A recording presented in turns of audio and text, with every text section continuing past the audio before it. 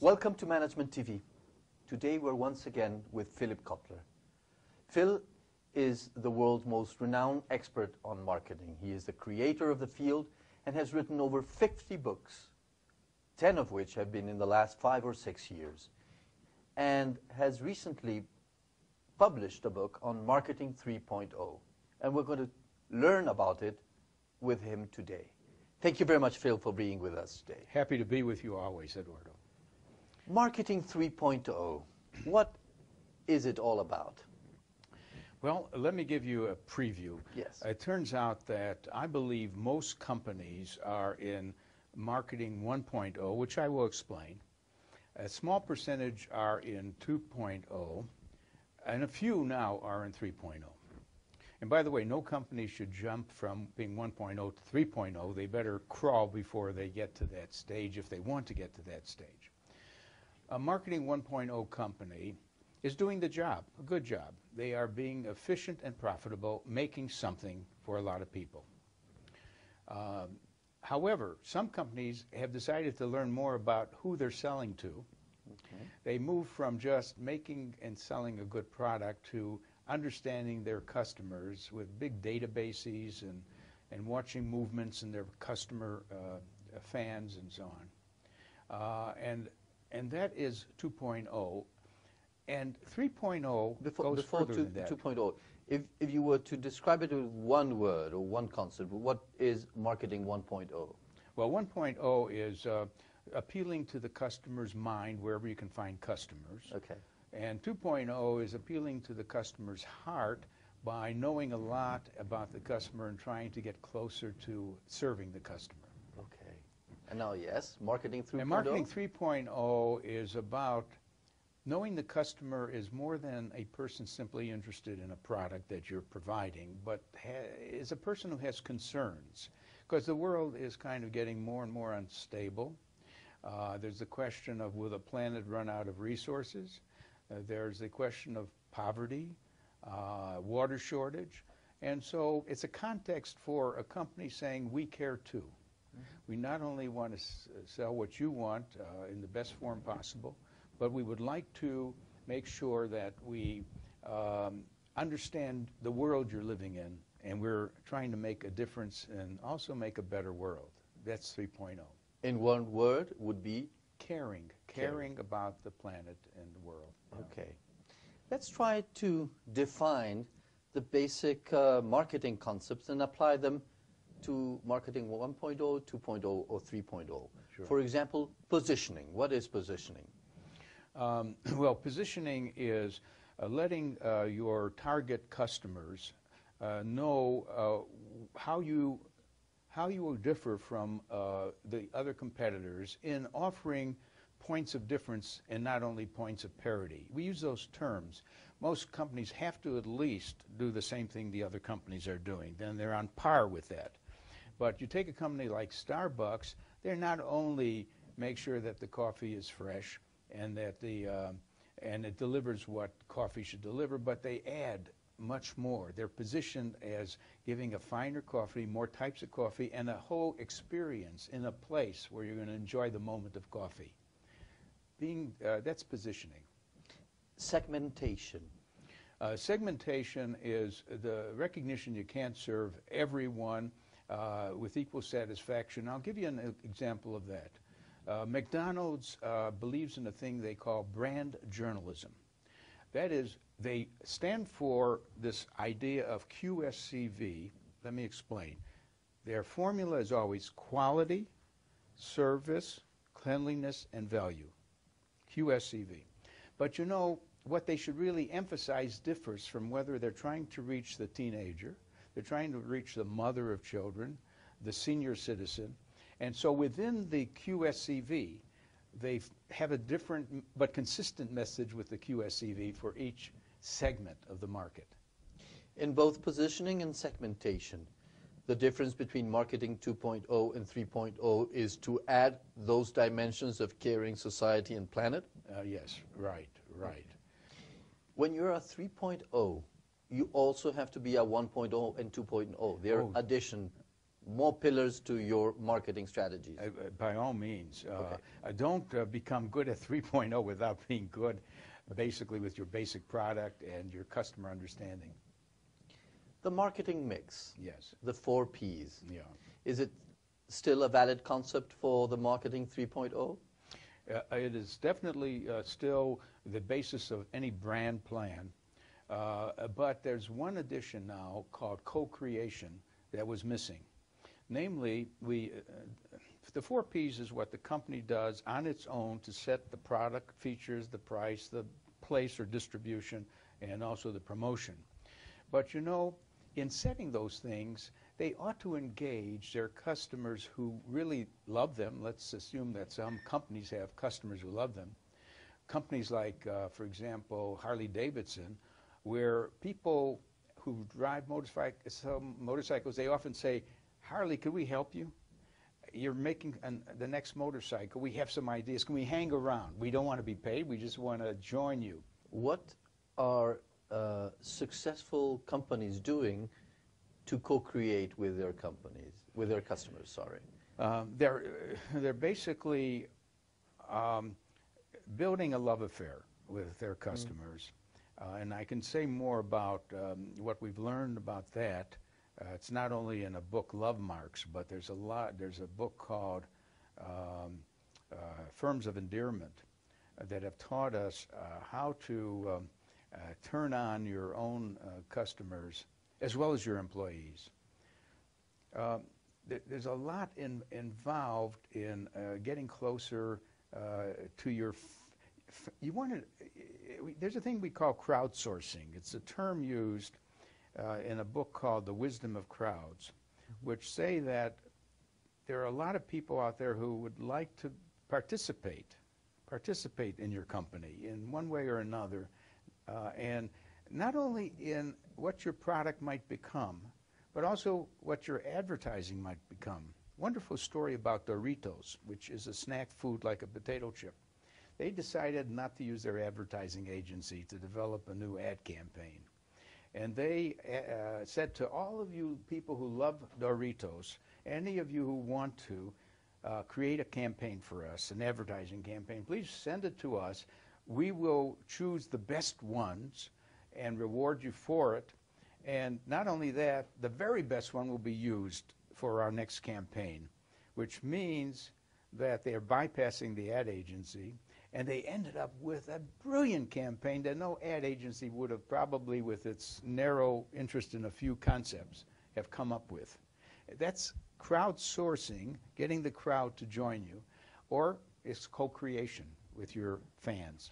That's a great example on one of the 4 Ps that would be the promotion. Yeah. Let's take on the product side. Yeah. How can you invite specifically your customers or customers to design the product with you? Well, you know, it's been done for a long time within the B2B world, the business-to-business world. Any business firm that's making a technical component will go through an alpha and a beta test. Now, the alpha test is to make sure that the component works, doesn't break down inside the company using your own scientists. But then they select a subset of customers with whom they have a good relation, and they ask them to try the product and to suggest any improvements before they do a launch of the final product. So beta testing is the same as co-creation. Okay. Question is, what about a consumer packaged goods company? Well, they do it by having maybe a consumer panel. In fact, do you remember research being done at MIT called lead users? Lead users. No. The professor in that area has shown many companies that they will always have some users who are demanding. In fact, they take the product they just bought from you and improve it themselves. It could be a computer where they play around with the software or the hardware and make it work better. So lead users is another version of watching people take your product and make it better. Let's see co-creation with price. Yeah. Is that possible or that's too risky? How can customers help you set the appropriate price? Well, you know, it's done in the following way, which most companies can't do it that way. When you say as a restaurant, and this has happened, come in, order what you want, and then pay whatever you want. That is to say, and a movie theater could do it. Mm-hmm. Movie theater could say, just come in, watch the movie, and just leave whatever you thought the movie was worth. Okay. It hasn't spread, but it is a way of saying, let the customer be the judge of the value of the product. And finally, if we go to the 4 Ps with co-creation, would be place, distribution. How can customers help you co-create your distribution channels? Well, it isn't the final customers there. It is the distribution channels that are your customers at the intermediate level. Yes. And do you know many of the middlemen have been actually reshaping the product. The history of Walmart is telling a toy manufacturer their box or their package is too big for the shelf, and almost giving the design for a better box or package, or actually saying we won't accept it at that size. Go back and so on. So I would say that is co-creation with your distribution system.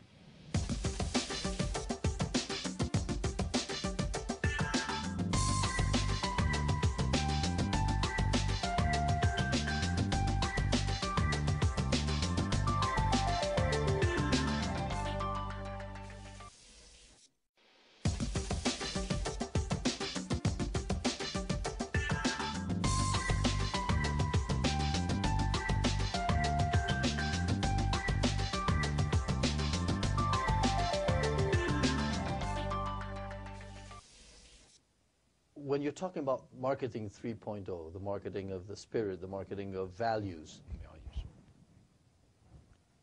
is that just a marketing strategy, or it has to be a management philosophy? Can you treat the client differently from what you treat the employees? No, as a matter of fact, this marketing 3.0 could be renamed management 3.0. Yes. It really is more than a department's adjustment to opportunities. In fact, the book I wrote with my co-authors, Marketing 3.0, has a whole section on the following. Marketing isn't what you do only to your customers. You've got to market to your employees. You've got to market to your distributors, to your suppliers, because you have to be a company that has partnered with the best employees, with the best suppliers, the best distributors. You will never win if you are doing it all by yourself. And the key there, when I use the word market to your employees, I don't mean to manipulate your employees. I mean to understand them and their needs. Yes. And not only need for pay, need for a psychological psychic satisfaction. They should be proud of their company. They should say, it's wonderful that our company has organized a health program. So there's a gym and we can stay healthy. They've even asked us to volunteer if we want to for that city in which we operate, which has a cleanup campaign. Yeah. So marketing to the employees is to sort of serve them too, and to serve your distributors. It's stakeholder theory. Everyone who's a partner should get fair rewards for their team. It's building a team. Management 3.0, I love that idea. Yeah. There are a few terms that I'd like you to define. I know you're working on. One would be storytelling and marketing. Yes, I believe that marketing is more of a conversation. In fact, what is shaping the image of brands is not the company that thinks it's controlling the brand. The brand is being owned by the consumers, and they tell stories. Okay. And we should.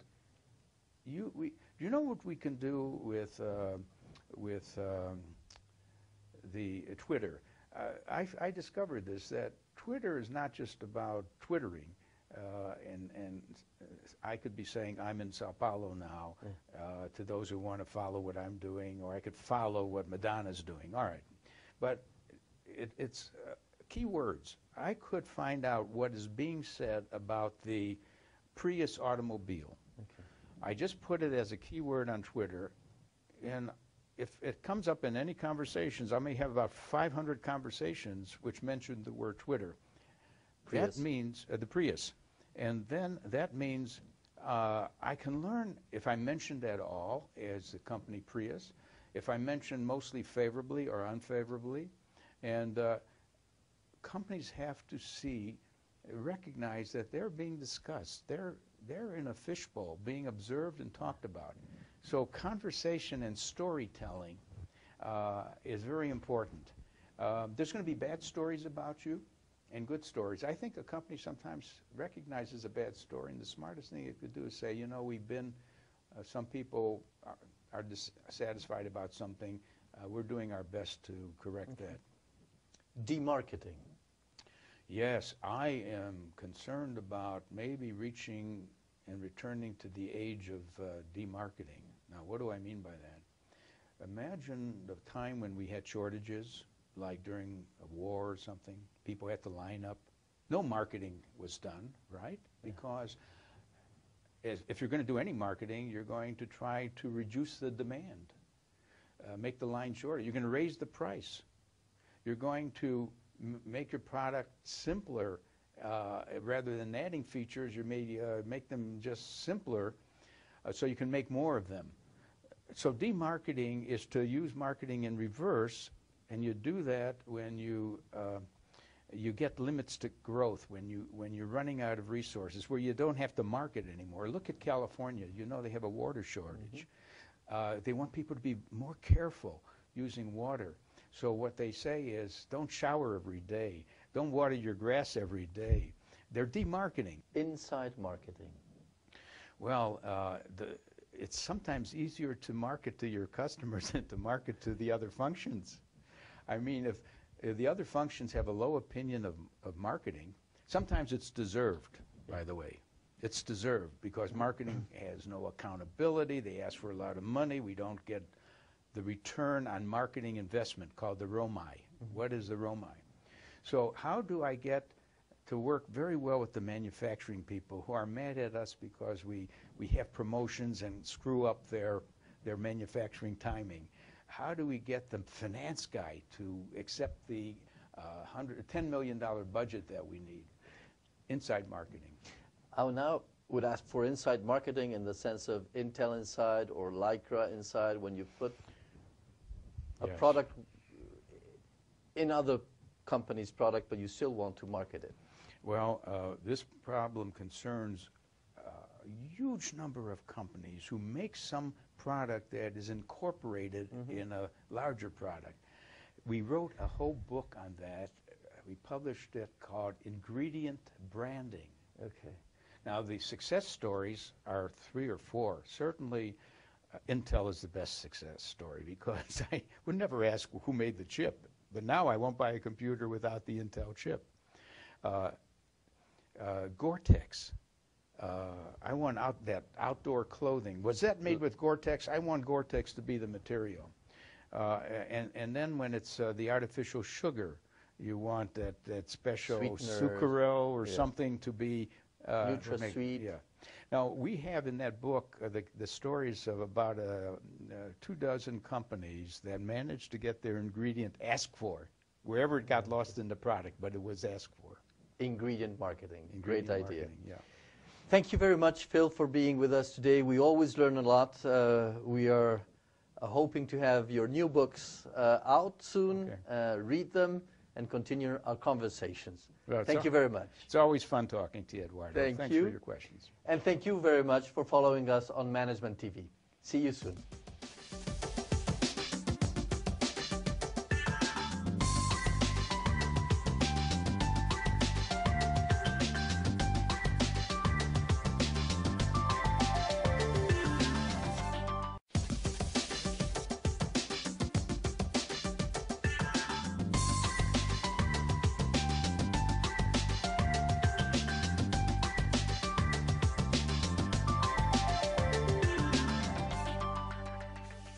There is a new tool now that would allow to further move into co-creation, that is the social networks. Yes.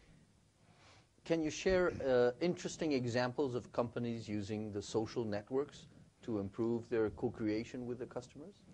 I'd be happy to suggest some examples, but first let's be clear that the social networks are now creating a revolution in modern marketing, and no company can get away with doing a poor quality job anymore. It's so clear to me that in the future we will only have good companies. We won't have the mix of good and bad companies. Now, by a bad company, I mean the kind that can seduce you into buying something, and you buy it and you're disappointed and you wonder. But then in the old days, you couldn't tell many people. You could just tell your wife and family that you bought the wrong car. Today, we could broadcast because many people know 1,000 other people through LinkedIn or Twitter or whatever. Or Facebook. So only good companies can survive because every company's in a fishbowl. Now, with respect to the idea of social media, companies that are alert, they don't want to shift their whole promotion budget to social media. That would be a mistake. When you have a great campaign with an advertisement, a TV commercial, it can work wonders. So you keep traditional media, but you shift maybe 10% of the money. One company shifted 50% overnight into the social media, and that was a mistake. Because you got to learn what works first. So you shift 10%, you hire a nerd, you put in your marketing department a geek. Now, I love those words because I'm a geek and I'm a nerd. And these are people who love the new social media. And then you try it out. Now, the social media, here's what I think works a lot. I think what works a lot is Facebook. So you have to have a presence on Facebook. Many companies are on Facebook, and I can tell you how they use them. You ought to be on Twitter. Yes. You ought to be on LinkedIn, and you should be using YouTube. Okay. And there's a few more things, of course, but get a presence on these media. You said Facebook. I'll tell you how to use it. Can you share that? Well, Coca-Cola may have a page on Facebook, and you're just entering a kind of community of people who love the product, and they tell you things about the product's history. They want you to send in comments and maybe your best episode ever with Coke, some memorable experience. Mm-hmm. It's a way of engaging people to share stories and the interest in that product with other people who also go to the same site. Do you think that impacts on sales? It certainly leads to retention of customers, and the real question is it measurable? Mm. Okay. Now, what can they do to measure this? How can they find out how many people went to the Coca-Cola site, had a good experience, and ended up sending out a Twitter message?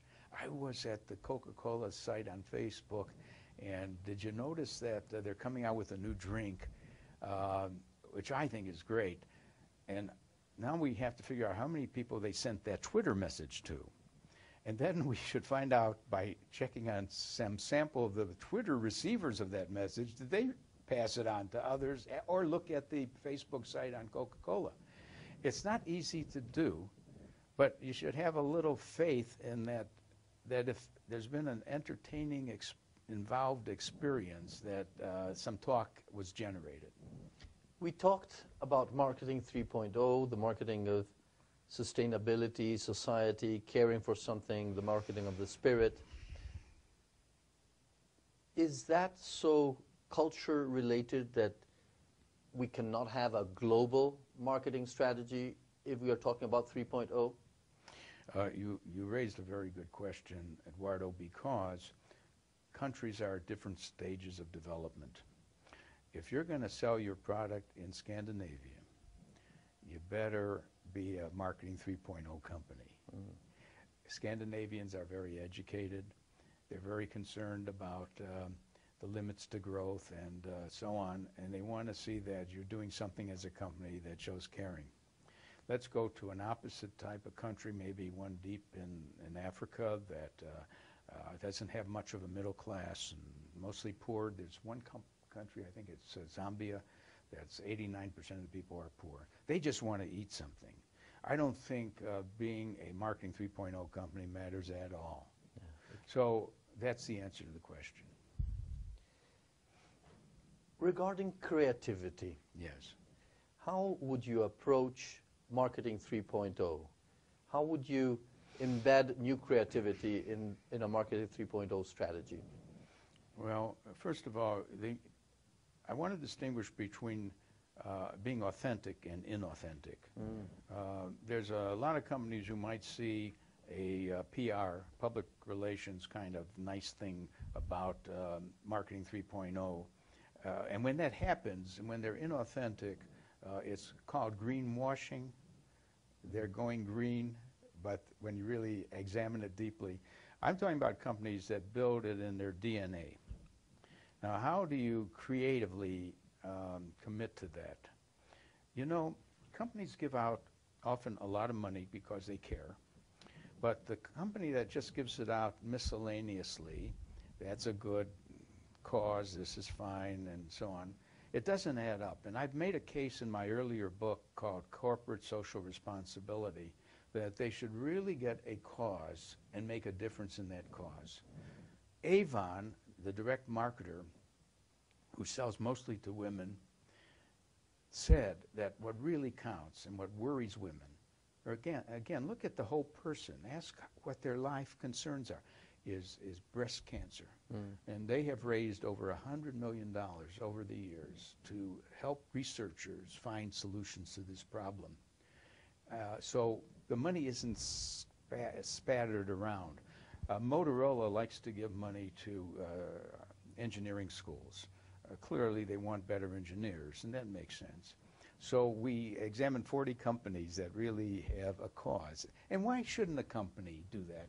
A company is such a strong engine machine, economic engine machine. They should, of course, focus on their core products and services, but they are also so much better than government and even some NGOs to make a difference. Yes. And we admire those companies. IBM does a lot of that. GE does a lot. They care.